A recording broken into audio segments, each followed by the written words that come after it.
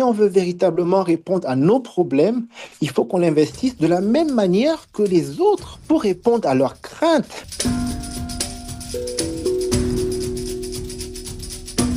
Bonjour, bienvenue à NUP, où chercheurs, praticiens et praticiennes discutent de la décolonisation de la médecine depuis le continent africain.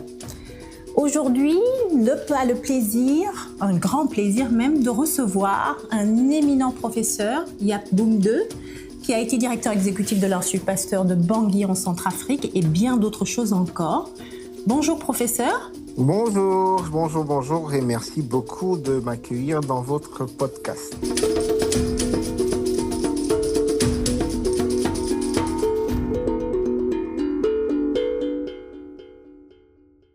Merci professeur.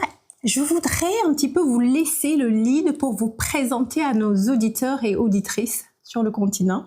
Alors, je vais essayer, en essayant d'être pas trop long. Donc, je suis Jaap Boum II, en deuxième du nom. Je suis camerounais.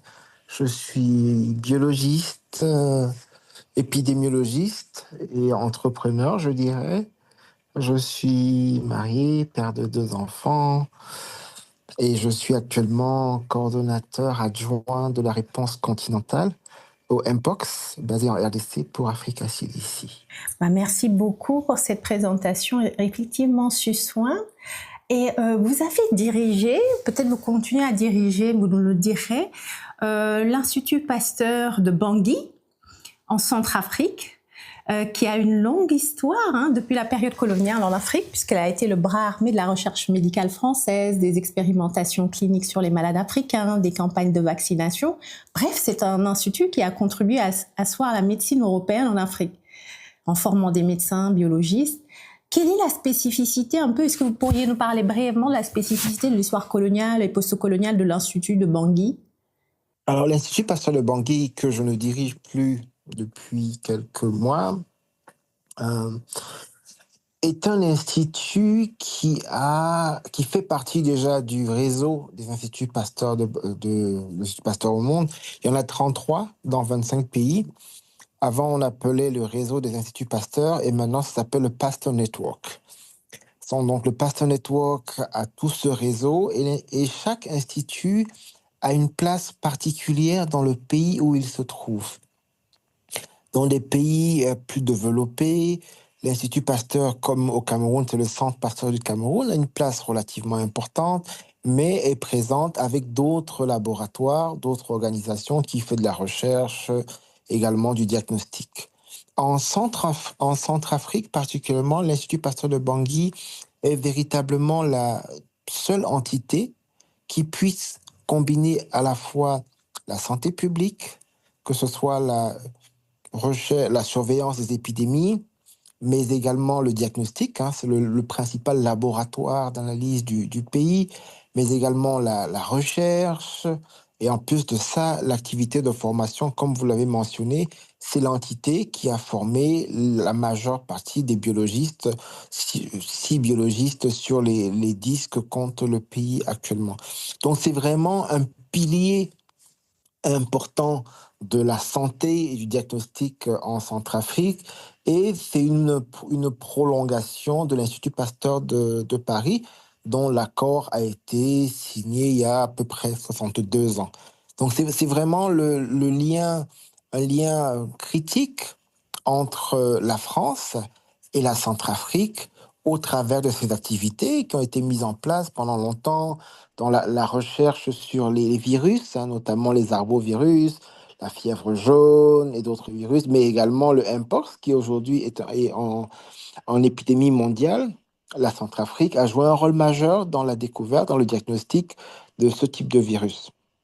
Donc j'ai envie de dire, c'est vraiment un atout majeur dans la coopération, dans la collaboration entre les pays, et le fait que ça appartient au réseau Pasteur reste dans je dirais, l'inconscient collectif d'un héritage de la colonisation, mais qui est en phase de rentrer dans cette phase de décolonisation en mettant en avant des scientifiques centrafricains, mais également une adéquation plus importante, un alignement plus important avec les priorités du pays. D'ailleurs, vous dites que c'est resté dans l'inconscient collectif, que ça appartient à la France, mais il y a des reconfigurations. Et vous avez été directeur à l'Institut Pasteur. Il était à une époque très peu fréquent qu'il y ait des Noirs à la tête de l'Institut Pasteur. Est-ce que c'est le cas aujourd'hui? Je dirais que mon passage à l'Institut Pasteur de Bangui a marqué un tournant dans le leadership de l'Institut. Je ne dis pas que j'en suis responsable, hein. Je dis simplement qu'à partir, après moi maintenant, celui qui m'a succédé, c'est le professeur Emmanuel Nakouné, qui est le lauréat du prix Mérieux 2024, qui a passé 35 ans au sein de l'Institut Pasteur de Bangui. C'est quelqu'un qui a commencé comme jeune technicien, qui a fait toutes ses classes à l'Institut Pasteur de Bangui et qui aujourd'hui, depuis une semaine, a été nommé comme directeur général de l'Institut Pasteur de Bangui. Donc, il y a eu cette transition, cette cassure, j'ai envie de dire. J'étais le premier directeur africain et maintenant, on a le premier directeur général centrafricain. Je pense qu'il y a une grosse évolution dans le sens de l'appropriation du pays dans la gouvernance de cet institut, et il est critique de pouvoir pousser, de pouvoir être vigilant pour que ce ne soit pas l'arbre qui cache la forêt. Alors, cet Institut Pasteur, il a aussi un profil assez particulier par rapport aux autres instituts Pasteur, il me semble. J'évoquerai pas un ouvrage qui est en préparation d'un collègue, mais en tout cas qui a travaillé sur l'histoire de cet institut. Et ce que j'avais compris, c'est que c'est un institut qui a beaucoup souffert d'être en sous-formation, sous-effectif, sous-mobilisation de technologie, qui a vraiment été un institut dans la pénurie. Qu'est-ce que vous avez amorcé dans la période post-coloniale pour changer cet état de fait à Pasteur Bangui? Je souris parce que je suis curieux de ce livre, de cet ouvrage dont je n'ai jamais entendu parler, mais je suis très curieux. Parce qu'effectivement, il y a une description qui est très réaliste, hein. Bangui a été oublié. Le pays, déjà, la Centrafrique, à un moment, a été oublié par rapport à son positionnement géopolitique. Et l'Institut de Bangui aussi, pour être transparent. Maintenant, il y a un regain. L'Institut Pasteur de Bangui est revenu, j'ai envie de dire, à la surface, représenté dans la carte des instituts pasteurs africains qui peuvent compter de par les engagements dans la recherche, le Mpox sur lequel on avait une vraie expertise déjà, mais également la promotion d'activités qu'on a pu mettre en place pendant les 2 dernières années. Mais le plus important, si je puis dire pour moi, en termes de décolonisation, pour moi, la décolonisation n'est pas un phénomène africain, c'est simplement un phénomène où on souhaite que les communautés puissent avoir l'appropriation des solutions qui sont adaptées à leurs problèmes. Donc pour moi, aujourd'hui, la transition qui s'opère, c'est dans la conscientisation des scientifiques, mais également des non-scientifiques, des cadres de l'Institut, dans leur capacité intrinsèque à pouvoir mettre en place des projets d'excellence sans avoir le sentiment que ça vient forcément de l'extérieur. Donc, pendant ces quelques années, les scientifiques ont pu écrire des projets, ont pu d'ailleurs, et nous en sommes très fiers, gagner des financements à hauteur de 2-3 millions d'euros pour les 3 prochaines années sur le paludisme, sur le VIH, sur la tuberculose, sur plusieurs thématiques qui sont alignés aux difficultés du pays, mais surtout, et c'est pour moi le plus critique, c'est que ces cadres ont maintenant la conscience de leur capacité intrinsèque à pouvoir chercher eux-mêmes. C'est un peu ce dicton chinois, au lieu de me donner du poisson, apprenez-moi plutôt à pêcher. Donc là, maintenant, ils se sont rendus compte qu'ils ont cette capacité. Et cette capacité, c'est la liberté. Donc maintenant, mon souhait le plus profond après mon départ, c'est qu'ils puissent continuer dans ce sens-là, à trouver des projets, à mettre en place des activités qui puissent solutionner les problèmes de leur communauté et non être positionnés dans une position où on attend les subventions, on attend les supports qui viennent de l'extérieur. Parce que dans ce cas, on reste dans un cadre d'assimilation et finalement, on n'avance pas réellement en dépit des capacités qui sont les nôtres. Pasteur Bangui, c'est un diamant, forcément. J'ai vu que vous êtes quand même reconnu, du coup, dans l'engagement au jour le jour sur le terrain, sur ces questions-là. Vous êtes aussi entrepreneur dans cette posture ou cette approche de pouvoir mobiliser les ressources locales, adresser des problèmes locaux. Vous êtes connu pour être le cofondateur de Khmerpad, une start-up à but non lucratif qui a développé des serviettes hygiéniques lavables afin de permettre aux femmes d'être autonomes en matière d'hygiène menstruelle. C'est un engagement fort en faveur de la santé des femmes. Qu'est-ce qui vous a poussé à investir dans un domaine aussi négligé? Alors, tout simplement, à l'époque, je vivais en Ouganda avec mon épouse et notre fille. Et les questionnements qu'elle avait, c'est elle qui a commencé, Olivia, dans les discussions avec des collègues à elle, c'était de se poser la question, euh, comment font les femmes et les filles quand elles ont leur menstruation? Et là, c'est les questions qui sont tabous. Et quand on ouvre la boîte de Pandore, on se rend compte qu'une fille sur 10, quand elle a ses menstruations, ne va pas à l'école. Ça, ce sont des données de l'UNICEF. On se rend compte que à peu près la même proportion des femmes ne vont pas mener leurs activités comme elles le souhaitent quand elles ont la menstruation. Mais pire encore, il y a des filles et des femmes qui vont utiliser des vieux mouchoirs, des feuilles séchées, ou même d'autres qui vont se prostituer pour pouvoir avoir accès à les serviettes hygiéniques. Alors on s'est dit, mais il faut faire quelque chose. Il y avait cette action menée déjà au Canada qui produisait des serviettes hygiéniques réutilisables pour avoir un impact environnemental. Et là, nous, on s'est dit, non, au-delà de l'environnement, c'est d'abord l'autonomisation des femmes, qu'elles aient un outil qui puisse leur permettre de passer ce moment qui est essentiel à la reproduction. Il n'y a pas de reproduction sans menstruation. Donc, c'est à ce moment-là qu'il y a eu cet engagement pour rechercher des solutions et les serviettes hygiéniques réutilisables sont apparues comme une des solutions majeures. Mais le but n'était pas simplement de donner des serviettes hygiéniques, mais de donner des serviettes hygiéniques que les femmes puissent apprécier, d'où la recherche dans le design, dans la qualité des tissus, dans les couleurs utilisées, pour que les femmes et jeunes filles puissent avoir un outil dont elles puissent être fières, qui soit agréable. Ça, c'est la première chose. La deuxième chose, c'était également de briser le tabou en termes d'éducation. Si je vous pose la question à vous, par exemple, qui est-ce qui vous a donné votre éducation à l'hygiène menstruelle? Je ne sais pas, mais pour la plupart, ce ne sont pas leurs parents. Souvent, ça va être une amie, ça va être une tante, ça va être ceci, parce que c'est tabou. Or, souvent, les personnes qui donnent des conseils n'ont pas forcément plus d'expérience que nous. Donc, on va sur des attitudes qui ne sont pas forcément les bonnes. Alors l'idée, c'était aussi de renforcer la partie brisure de tabou, mais également la partie éducation, sensibilisation qu'on a mis en place dans les activités. Plus de 10 000 filles ont été sensibilisées au Cameroun et dans beaucoup d'autres pays.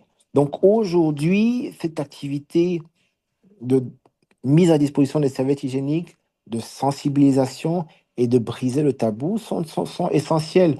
Et le but derrière tout ça, il est le même que ce que je fais à Pasteur Bangui, à Camerpat ou dans mes autres activités. C'est de pouvoir améliorer la vie de ma communauté selon le principe Ubuntu. Je suis parce que tu es. Je récapitule.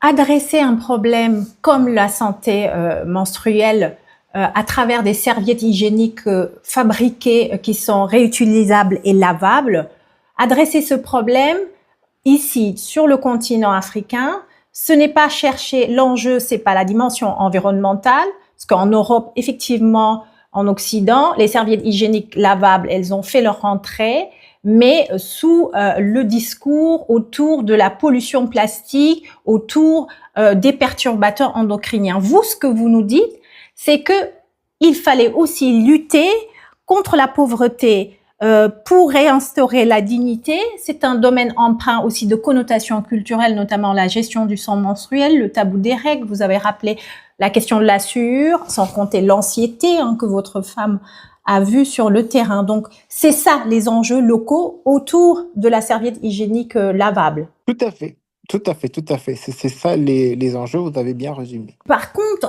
est-ce qu'il y a des questions d'écologie sur ce qui vous a mené, ce qui vous a motivé, ou ils sont complètement absents? Non, ils sont présents, ils sont fondamentalement présents. Simplement, encore, quand on regarde le spectre de la décolonisation, l'écologie n'est pas le principal challenge des populations africaines. La femme ou la jeune fille qui n'a pas de serviette hygiénique pour aller, quand elle doit aller à l'école, son souci n'est pas l'écologie, c'est un souci de survie.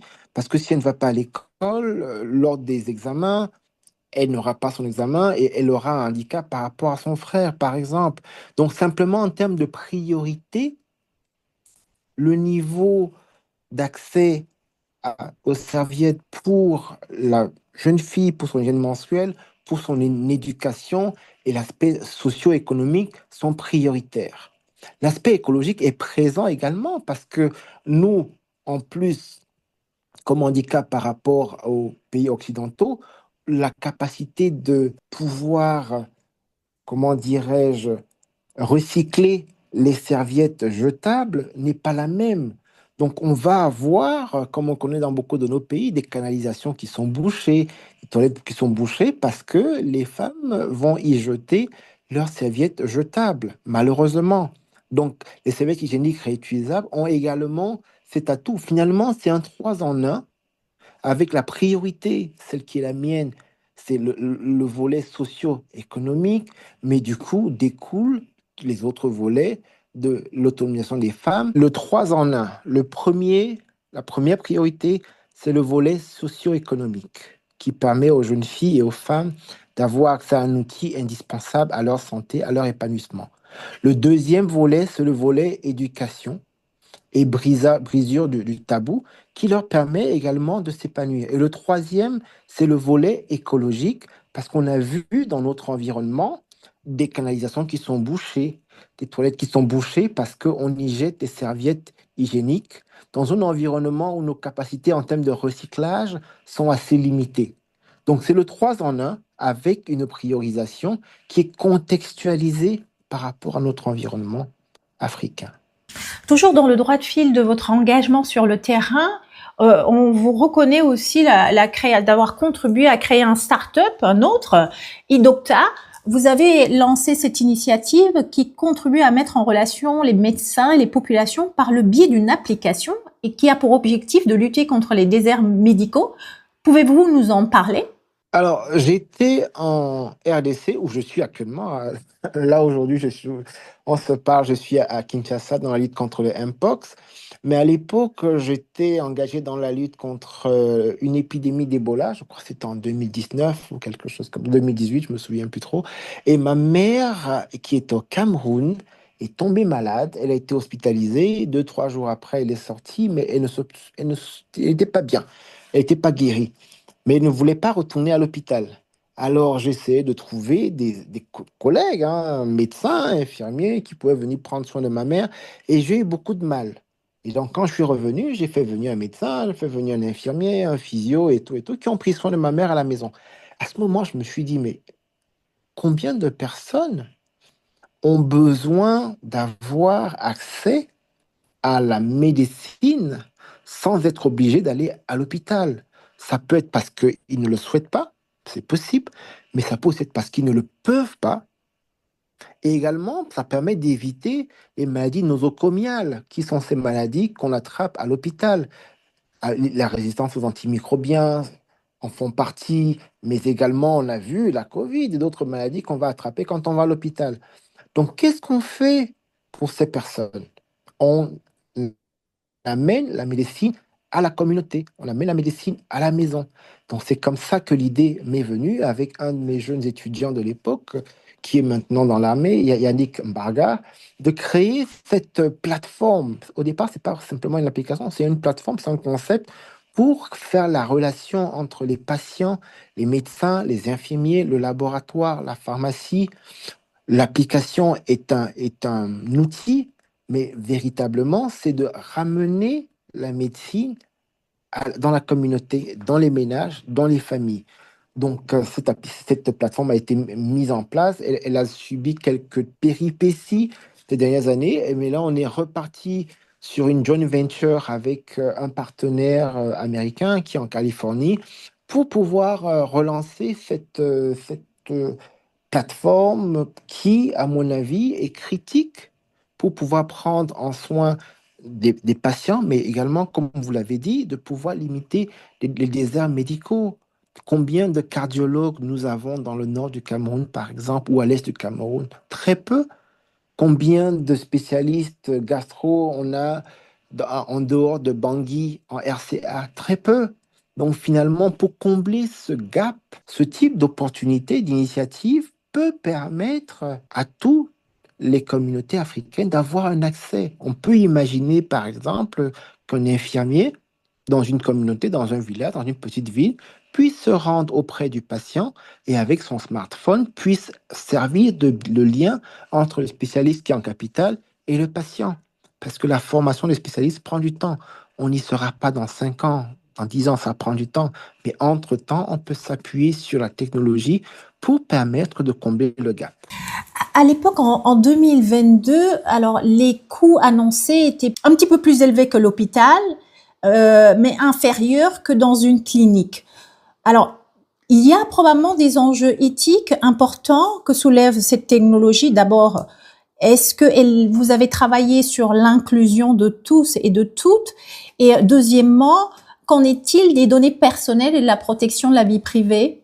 Alors ça, c'est le pilier le plus critique.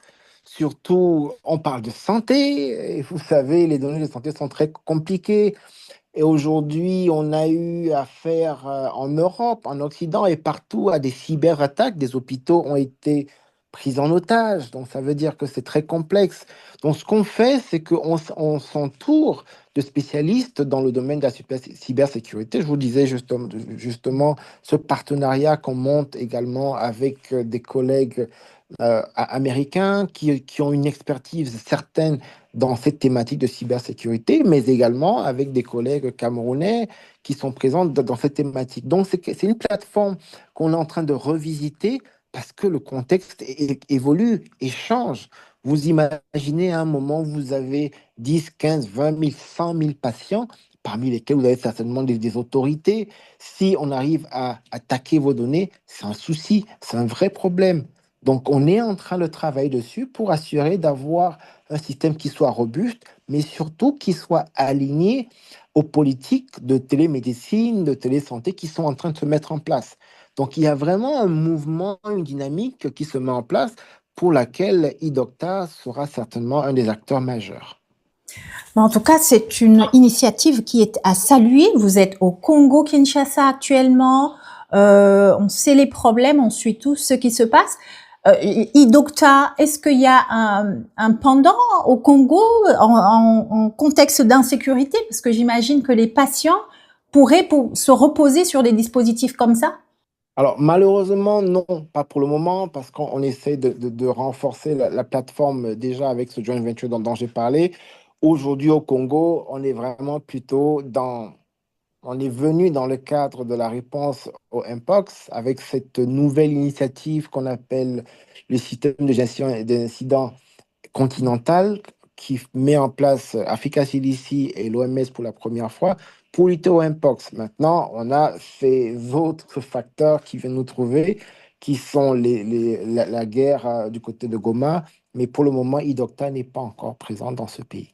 Alors j'aimerais un petit peu qu'on glisse sur la question de la santé globale. Vous avez à quelques reprises souligné dans des revues scientifiques les dynamiques de pouvoir à l'œuvre dans les publications d'articles scientifiques sur la santé globale. Et j'avoue que c'est très plaisant de vous lire votre engagement sur cette question. Vous avez apporté des évidences scientifiques sur les enjeux de pouvoir dans les publications scientifiques. Vous avez par exemple, avec des collaborateurs occidentaux africains, étudié 7100 articles scientifiques sur la santé en Afrique subsaharienne et publiés entre 2014 et 2016, et les résultats sont renversants. Vous avez souligné qu'il y a moins de place pour les chercheurs locaux dans les collaborations avec l'Occident. Une grande majorité des articles impliquent des chercheurs étrangers, des États-Unis, du Canada, de l'Europe et d'autres pays africains. Vous avez aussi souligné que lorsque les chercheurs d'Amérique du Nord ou d'Europe participent, la proportion d'auteurs locaux diminue. Et que cette tendance est encore plus marquée lorsque les collaborateurs viennent des grandes universités américaines où la part des auteurs locaux tombe à 23%. Un autre point que vous avez souligné, c'est que la participation des auteurs locaux est plus élevée lorsqu'ils collaborent avec d'autres pays africains. Cela suggère que les chercheurs africains ont plus d'opportunités d'être en première ligne lorsqu'ils travaillent avec leurs homologues du continent. J'aime bien cette citation de Chinua Achebe qui disait que tant que les lions n'auront pas leur propre histoire, l'histoire de la chasse glorifiera toujours le chasseur. C'est de cela dont on parle. Dans la science, dans la recherche, dans la publication, les les positions les plus importantes sont le premier et le dernier. Le dernier, en général, c'est le senior. Le premier, c'est celui qui soumet l'article, qui a porté le projet et qui va cliquer quand il va falloir soumettre l'article dans le journal. Et celui qui va le soumettre est celui qui va soumettre la dernière version. Donc, ça veut dire qu'entre lui et le journal, il n'y a plus personne. Donc, il peut modifier l'histoire, l'ajuster, la guider, et ce qui fait qu'il a un pouvoir sur les autres. Donc, c'est ce pouvoir-là, cette inéquité dans le pouvoir. Et là, ce que vous avez mentionné, c'est des articles qui ont été issus de recherches faites en Afrique. Vous l'avez mentionné, Ebola, VIH, l'histoire de Buruli et autres.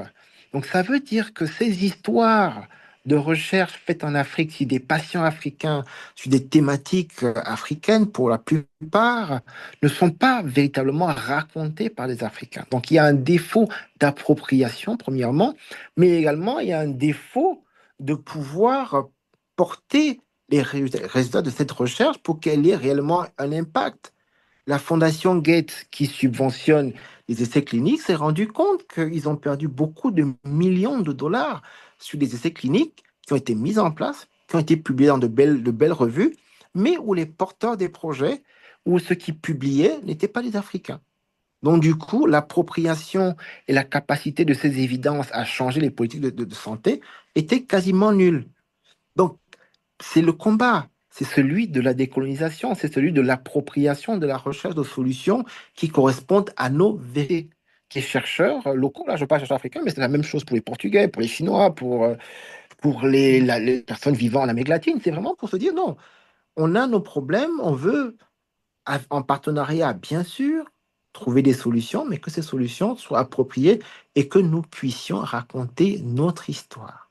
Si on la raconte, on se l'approprie et on en fait un outil pour l'amélioration de la qualité de vie de nos communautés. Sinon, il y a un jeu de pouvoir et on va avoir des personnes, pas tous, heureusement, il ne faut pas généraliser, mais sinon, il va y avoir des scientifiques qui vont bâtir leur carrière sur la recherche en Afrique sans pour autant que ça n'ait aucun impact sur les populations. Et ça, c'est un challenge.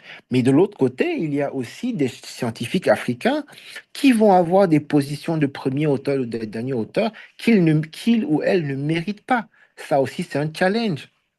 Quand je parle d'équité, c'est véritablement qu'on puisse former nos scientifiques, qu'ils aient la capacité, la compétence, et il y en a beaucoup de très haut niveau. Quand on regarde maintenant entre le moment où on a fait cette revue et aujourd'hui, il y a une évolution fracassante. Je pense à des gens comme Placide Mbala au Congo, qui a été nommé parmi les 10 scientifiques par le journal Nature. C'est des gens qui publient dans toutes les grosses revues. Donc, il y a professeur Appiah au Nigeria, Niken Ngembik actuellement au Rwanda. Donc, il y a toutes ces générations de chercheurs africains qui aujourd'hui n'ont aucun complexe pour publier dans les plus gros journaux. Donc, il y a une tendance, il y a un momentum, il faut véritablement l'encourager. Et pour l'encourager, ça demande deux choses. La première, c'est d'avoir un leadership beaucoup plus fort, plus important des pays du Sud, dont les pays africains. Et le deuxième, c'est d'avoir ce qu'on appelle un allyship, des alliés des pays du Nord, de se mettre dans ce positionnement d'alliés plutôt que dans le positionnement de leader pour les activités qui se passent en Afrique.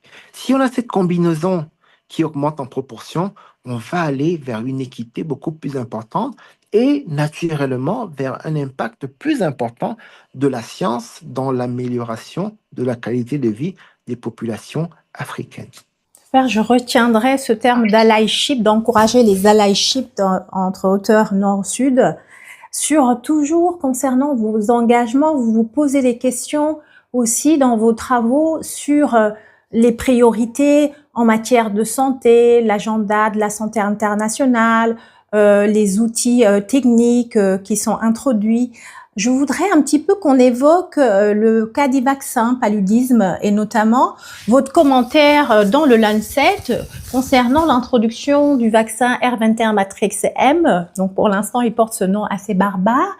Vous avez publié avec des collègues de l'ONG Impact Santé Cameroun ce commentaire pour souligner l'efficacité moindre de ce vaccin par rapport à ce qui est connu jusqu'ici.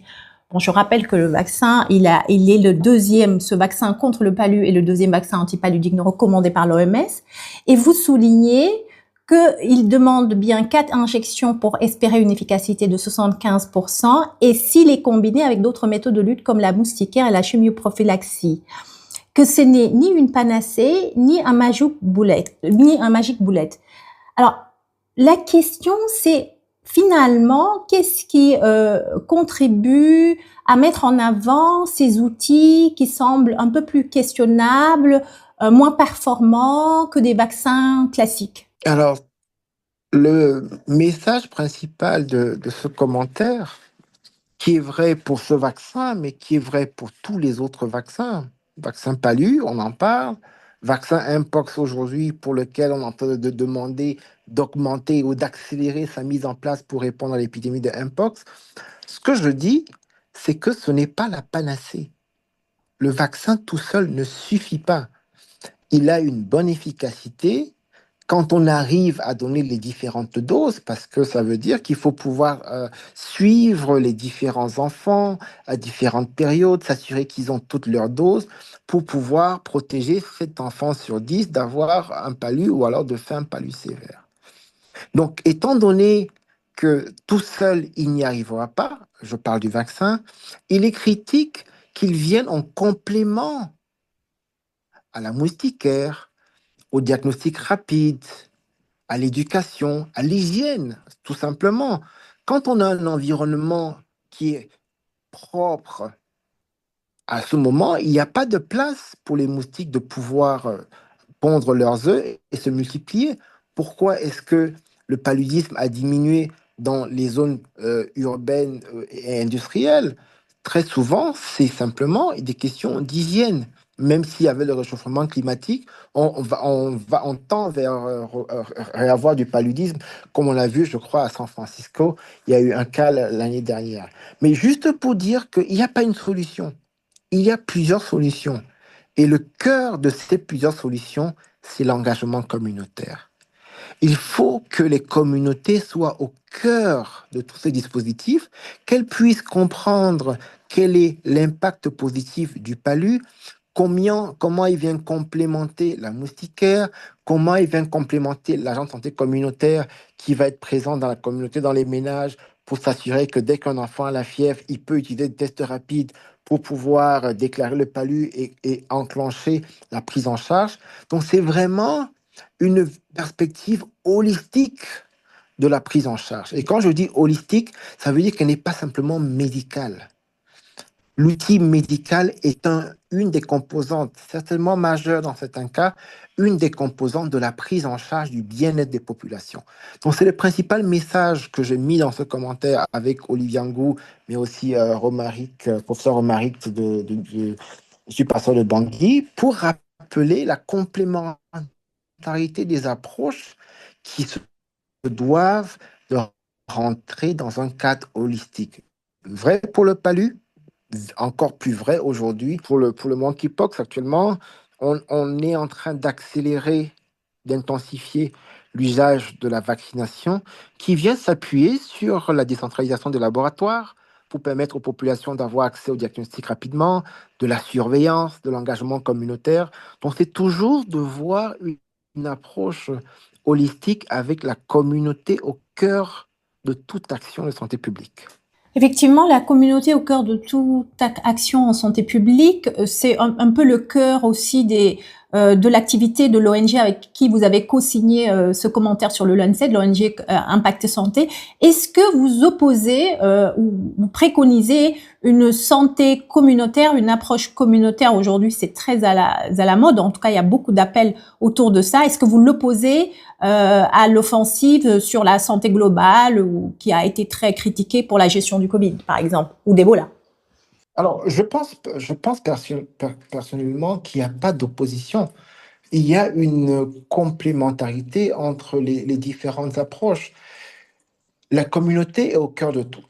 Parce que si la communauté s'oppose à l'usage des vaccins, comme on a vu, tout ce qui a été hésitation vaccinale dans l'épidémie de Covid dans beaucoup de pays africains, si on ne met pas la communauté engagée dans la vaccination, également la méningite, la polio dans plusieurs pays, à ce moment, il est difficile de mener à bien les actions de santé publique et de santé globale.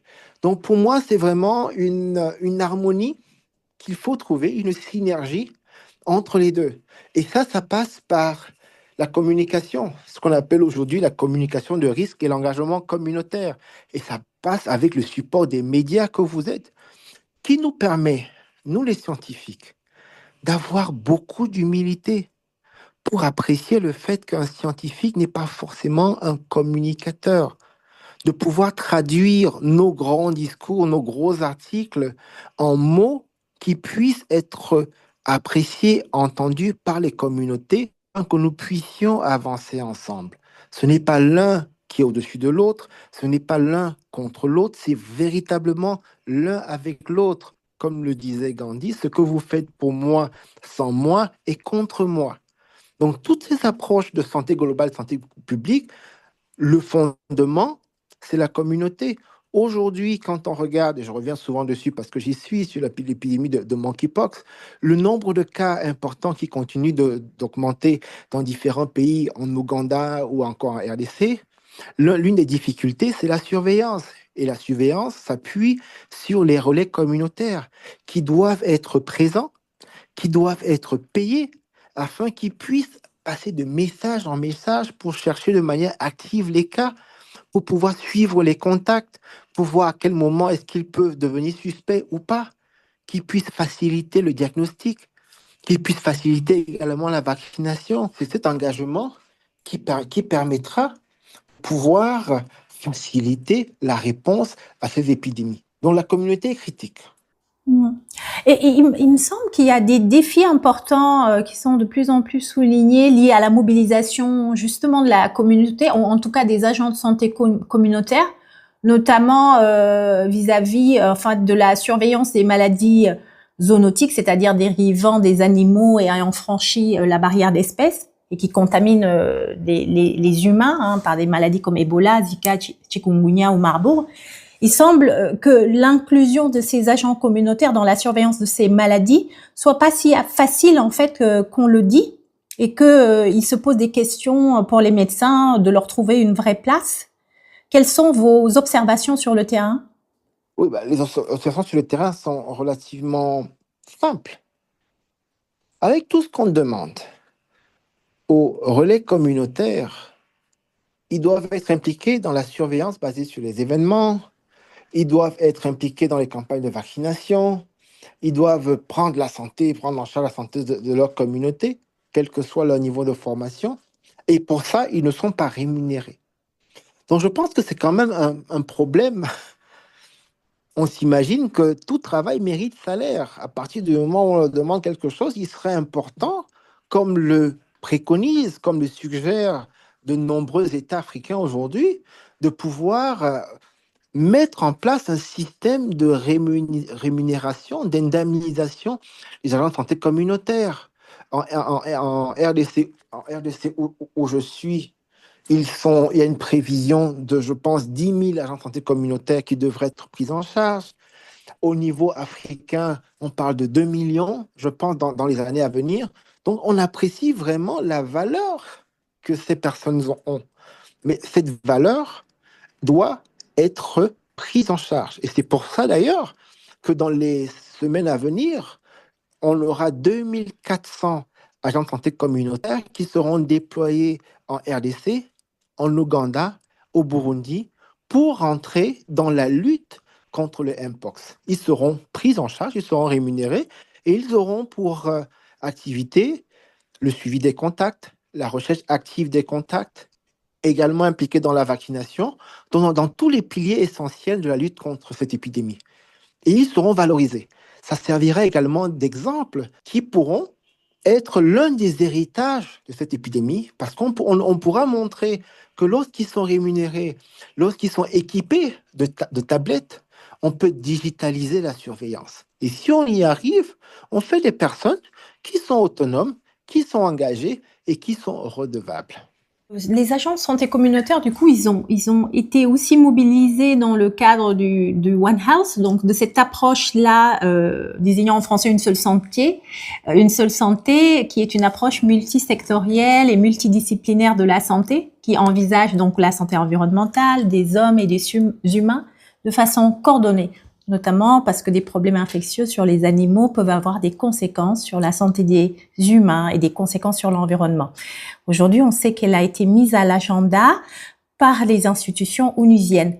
Mais on souligne aussi de plus en plus dans la littérature la colonialité de cette approche, notamment le fait que les pays riches, depuis l'épidémie d'Ebola, se sont dit que des maladies infectieuses venant de virus sortis des forêts d'Afrique jettent la panique un petit peu dans les pays européens et qui avait déclaré la fin des maladies infectieuses. Je rappelle des travaux très connus de Anne-Marie Moulin, Philippe Sansonetti. Et donc, du coup, en fait, ce serait l'anxiété occidentale qui financerait aujourd'hui la surveillance des virus et que c'est les agents de santé communautaire ou en tout cas les groupes mobilisés sur le terrain le feraient au nom de l'Occident. Est-ce que vous êtes d'accord par rapport à cette critique? Non, non, non, je ne suis pas d'accord avec cette critique parce que la raison pour laquelle aujourd'hui Africa CDC, l'OMS, les ministères de la Santé de la RDC va engager les agents de santé communautaire, c'est pour lutter contre l'épidémie de Mpox, qui est une zoonose à la base, hein, qui est une zoonose qui passe des animaux aux humains. Donc, dans cette réponse, il n'y a aucun lien avec l'impact colonial, j'ai envie de dire.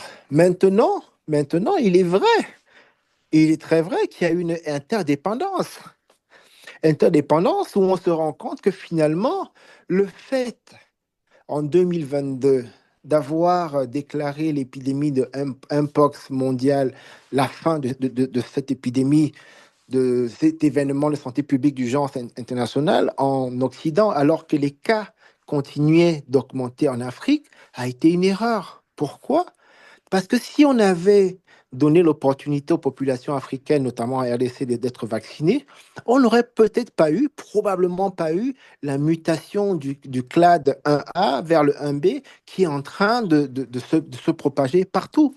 Donc, quelque part, le fait qu'il y ait une interdépendance, mais dont on n'est pas toujours très conscient, fait que on oublie que les virus n'ont pas de frontières.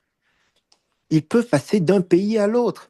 Et il est vrai que beaucoup de pays occidentaux vont subventionner la recherche, la surveillance, pas forcément au niveau des gens en santé communautaire, mais ils vont supporter parce qu'ils ont cette appréhension que les virus peuvent leur revenir dans leur environnement. Donc, c'est une question de sécurité globale. Il n'y a plus un pays, une maladie. On est véritablement dans un village. Et le village planétaire fait que les problèmes des uns peuvent devenir demain les problèmes des autres. Donc, il y a un investissement critique à faire. Ce n'est plus de l'aide. Ce n'est pas de l'aide. C'est un investissement dans la santé globale. Parce qu'effectivement, elle n'est plus locale. Oui. Alors, moi, si je prends l'exemple de quand j'ai soutenu ma thèse à l'époque, qui est une épidémiologiste qui était dans le jury de thèse, a demandé à l'époque déjà en 2013 des financements pour le monkeypox au Congo. Et ça n'intéressait personne. Aujourd'hui, il y a des carrières et beaucoup de financements autour des maladies zoonotiques. Je voudrais un petit peu, docteur, que vous nous parlez en fait de l'agenda de la santé. Qui l'énonce? Avons-nous notre voix en Afrique là-dessus? Quels sont les enjeux de la prioritisation des problèmes de santé? Alors, est-ce qu'on a une voix dessus? Bien sûr qu'on a une voix. Maintenant, est-ce qu'elle est forcément écoutée? Pas forcément. C'est celui qui détient les financements les plus importants qui va dicter. Il va dicter aujourd'hui, on va donner 35 milliards pour le monkeypox parce que c'est une urgence de santé internationale. Parce que les mutations qu'on a observées font peur à tout le monde et qu'il faudrait arrêter au plus rapidement le virus. Mais quand on va investir sur le monkeypox, l'argent qui était prévu pour d'autres pathologies, pour la drépanocytose, pour l'ulcère de Bouroulis, pour d'autres pathologies qui sont africaines et qui n'ont pas de, entre guillemets, de chance de pouvoir se propager, il y aura beaucoup moins de financement. On a toutes ces maladies tropicales négligées. Donc, effectivement, celui qui dirige l'agenda de recherche, aujourd'hui, c'est celui qui a les financements. C'est pour ça que je disais, pour plus d'équité en santé globale, il faut davantage de leadership des pays du Sud et davantage de allyship des pays du Nord, qui puissent se dire, asseyons-nous autour d'une table. On a 100 millions de dollars. Discutons ensemble. Comment est-ce qu'on souhaiterait que cet argent puisse être utilisé pour pouvoir répondre aux problèmes et aux peurs des uns et des autres? Tant que ce n'est pas fait comme ça, malheureusement, on va avoir des scientifiques qui vont suivre parce que fondamentalement, nous, les Africains, en dépit de la déclaration d'Abuja qui demandait aux pays d'investir 10% de leur PIB dans la santé et la recherche, nous n'y sommes pas. Nos philanthropes, malheureusement, ne suivent pas l'exemple de Bill Gates et autres qui financent grandement la recherche, donc on n'y est pas. Il y a l'Afrique CDC qui est en train d'émerger en termes de leadership, qui a financé récemment les essais cliniques dans le cadre du Mpox pour montrer que les États membres africains peuvent commencer à s'engager à financer eux-mêmes la recherche pour répondre à leurs problématiques. Donc, on est dans un momentum. On n'y est pas encore, mais on est conscient que si on veut véritablement répondre à nos problèmes, il faut qu'on investisse de la même manière que les autres pour répondre à leurs craintes. Ils investissent chez eux, mais aussi chez nous. Le Global Health Security Agenda, qui était largement financé par les États-Unis, c'est bien ça, il dit bien son nom, Global Health Security Agenda. La santé est un enjeu de sécurité. À ce moment, on va investir dans les pays du Sud où il y a des risques. Professeur Yapeboum II, je vous remercie d'avoir bien voulu engager la conversation avec nous au sein de NDUP. Aujourd'hui, vous nous aviez indiqué au début que vous étiez dans l'urgence puisque vous êtes sur le terrain à Kinshasa. On vous remercie. Merci à vous et merci pour le travail que vous faites. C'est un travail courageux. C'est important que je le mentionne. Des entités, des journalistes, des scientifiques qui s'élèvent dans la lutte pour la décolonisation de la santé globale pour les communautés, il n'y en a pas pléthore. Donc je salue votre engagement, je salue votre courage et j'espère que ce podcast permettra d'élever quelques consciences ici et là. Donc merci à vous. Nous l'espérons aussi. Merci beaucoup, professeur. Au revoir. Au revoir. Merci aux auditeurs de NDUP. Rendez-vous au mois prochain.